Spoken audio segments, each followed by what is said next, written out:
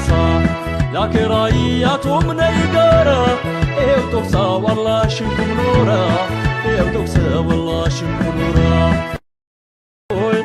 أكمدا يا ماما جاي أولا تدرباب تنمو جانا كالو جبو شابو يهون سبو تامزاتي كريبو يما كدو جرا يا كدو كرازا الحمد لله سبنوم تكيبالا أجي جامع بيتا الحمد لله سبنوم تكيبالا أجي جامع بيتا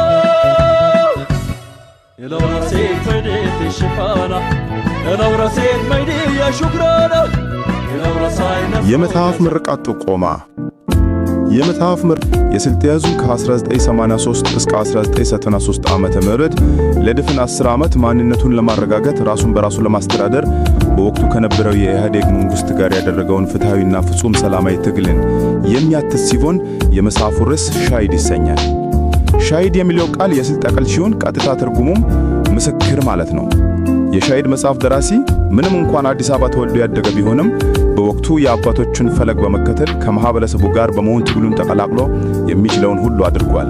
ይህ ፍጹም ሰላማዊ የነበረ የህዝብ ትግል በድል ከተጠናቀቀ ዘንድሮ 25ኛ ዓመት ሆኖታል።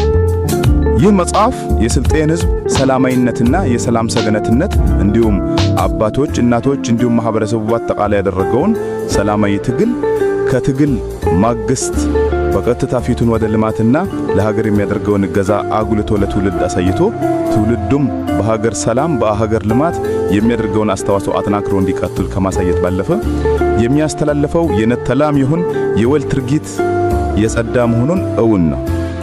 ይህንን ሰላማዊ ትግል በሰነድ አደራጅቶ ለትውልዱ ማኖር ለተቀረው ዓለም በንግግር በውይይት እና በሰላማዊ ትግል ምንም ያህል ህዝብ የገዘፉ ጥያቄዎች ቢኖሩት መፍትሄ ማበጀት ሕገ መንግሥታዊ እልባት ማግኘት እንደሚቻል ልምድ ማካፈል በሚቻልበት መልኩ አንድ በወቅቱ የትግሉ ግንባር ቀደም ተሳታፊ ወይም መሪ የነበሩ አካላትን ረዘም ያለ ጊዜ ተወስዶ ቃለ መጠይቅ ተደርጓል፣ ምስክርነታቸውን ሰጥተዋል። ሁለት የዚህ መጽሐፍ አዘጋጅ ሙሉ ጊዜውን በመስጠት ከትግል አጋሮቹ ጋር በመሆን ቀጥታ ትግሉን የነበረ መሆኑ ነው። ሶስት መጽሐፉን ለማዘጋጀት በርካታ ባለሙያዎችን በቀጥታ ሙያዊ ድጋፍ እንዲያደርጉ እንዲያግዙ ተደርጓል። ከ12 ዓመት በላይ የሆነ ጊዜ በመውሰድ በወቅቱ በትግል ሂደት ላይ ሲጠቀሙባቸው የነበሩ ሰነዶችን የፎቶና የቪዲዮ ማስረጃዎችን በማሰባሰብ በጥልቅ ጥናት ተመስርቶ የተዘጋጀ መጽሐፍ ነው።